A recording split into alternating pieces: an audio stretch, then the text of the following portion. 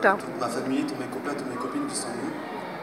Voilà, maintenant je vais vous raconter comment ma vie était avant ma conversion.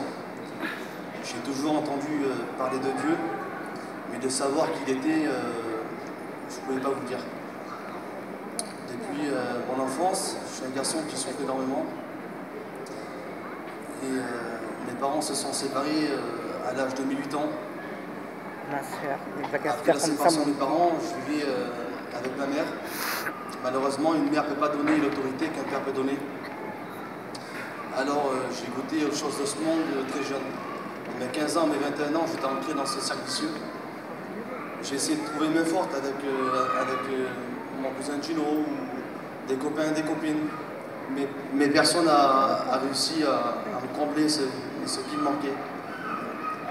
Durant toutes ces années, je suis passé par des problèmes, comme tout le monde. Mais je ne pouvais pas en fait trouver le bonheur en fait. Et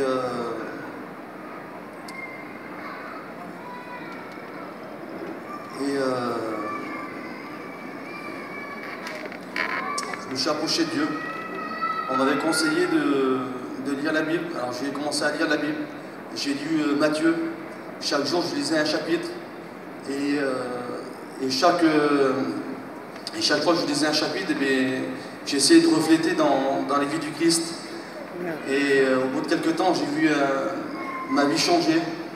Et après, voilà, j'ai donné ma vie à Dieu. Et voilà. Après, on est passé par des problèmes. Mais comme on dit tout le temps, après la pluie, il y a le beau temps. Alors maintenant, je suis chrétien. Je me baptise. Et je remercie aussi tous les pasteurs aussi qui m'ont suivi.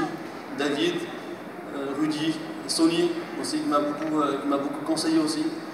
Je remercie tous les pasteurs. Et mon pélon aussi. Voilà. Que Dieu vous bénisse. Amen, Seigneur. Ta Dieu, ta.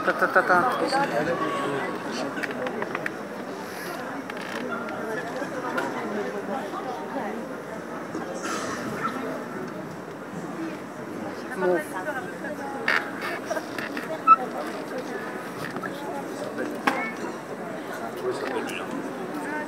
Voilà. Vous écoutez?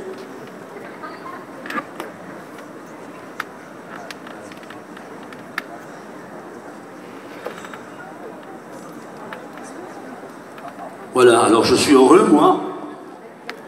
J'ai 71 ans. Ça fait 40 ans que je prêche le Seigneur. J'ai changé de la condition de la vie que j'avais autrefois. Et pendant toutes ces années, je me suis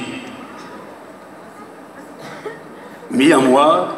Une seule raison, c'est le bonheur que j'ai trouvé, c'est de pouvoir le faire partager aux autres.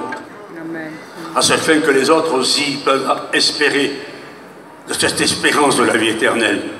Parce que tant que nous sommes ici tous, il n'y a aucun qui peut vivre pour la vie éternelle. Il y a un âge, un maximum d'âge pour arriver. Et après, il faut quitter la terre. Je le dis à vous aujourd'hui.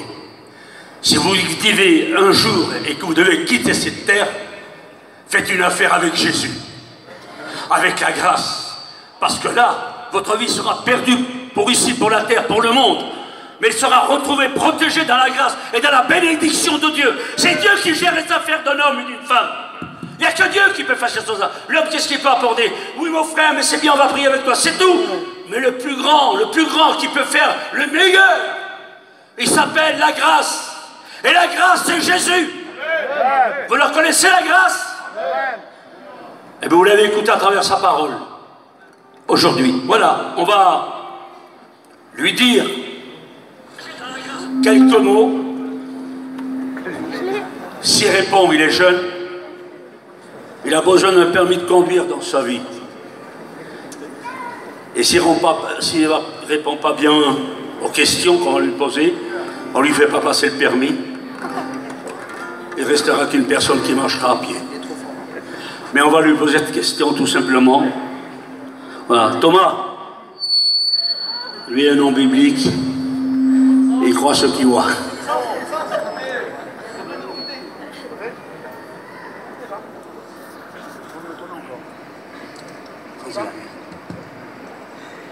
T'as froid?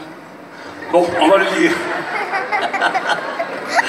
Il dit, vas-y la main. Là. On va poser quelques petites questions. Voilà. Thomas, est-ce que tu crois que Jésus est venu sur la terre et qu'un jour son regard s'est posé sur toi? Il a voulu te gagner pour le royaume de l'éternité.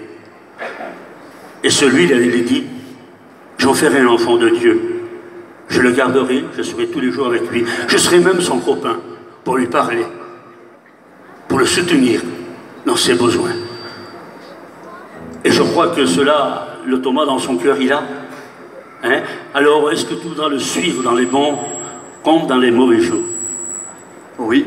Bien fort. Oui. Oui. Elle était dure. C'est la confession de sa foi, nous le baptisons au nom du Père, du Fils et du Saint-Esprit. Amen. Alors, je l'appelle.